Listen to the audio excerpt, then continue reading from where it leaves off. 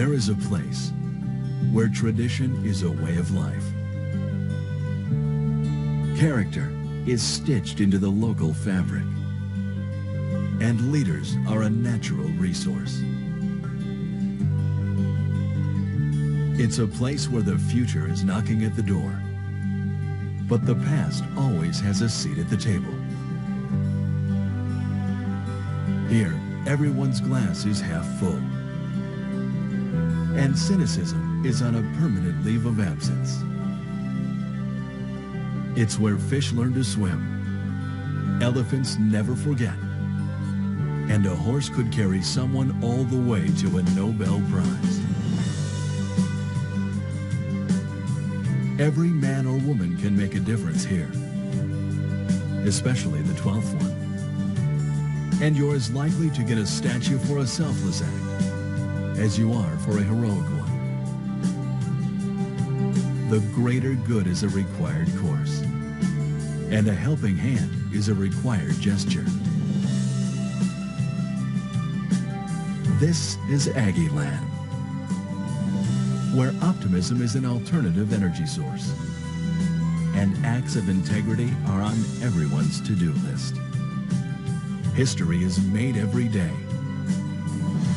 and remembered every year.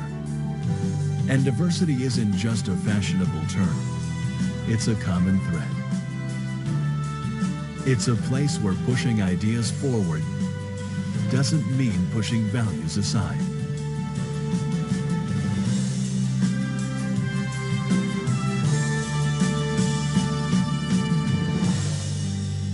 Welcome to Aggie Land.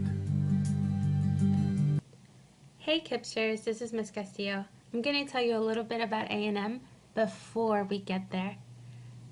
A&M was established in 1876 as the Agricultural and Mechanical College of Texas. Texas A&M was once only open to young men, all of whom served in the Corps of Cadets. While that changed more than 50 years ago, many of the university's most outstanding traditions grew out of that military background. Texas A&M is home of the 12th man. In 1922, Texas A&M played Center College, and the Aggies suffered so many injuries in the first half that the coach had only 11 players. He called a student, E. King Gill, out of the stands to suit up and stand by, ready to play if needed. Although Gill didn't play, he was the last man, the 12th man, standing on the sideline. He later said, "I simply stood by in case my team needed me."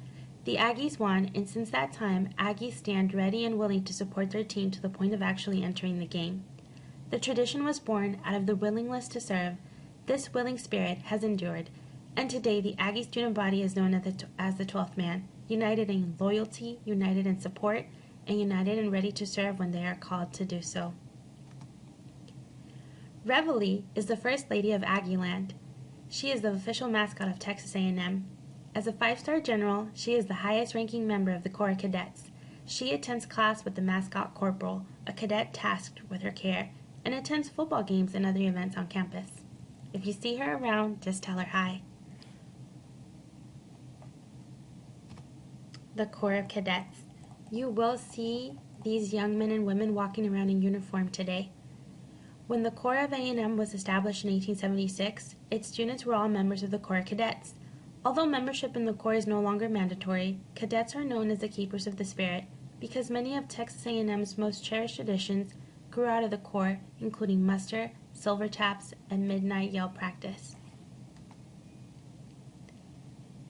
This is me and my friend Sarah on the day that I got my Aggie ring.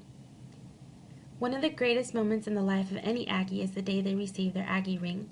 The distinctive ring serves as a symbolic link to the Aggie network of former students. Aggies around the world recognize each other when they see the ring and greet each other as friends. The ring is not given, it must be earned academically. I worked really hard for my ring, and my parents and everyone was really proud when I got it. The Fighting Texas Aggie Band. All members of the Fighting Texas Aggie Band, the largest military marching band in the United States, are members of the Corps of Cadets. This band was formed in 1894 to coincide with the first Aggie football game and remains a source of great pride to the entire Aggie family.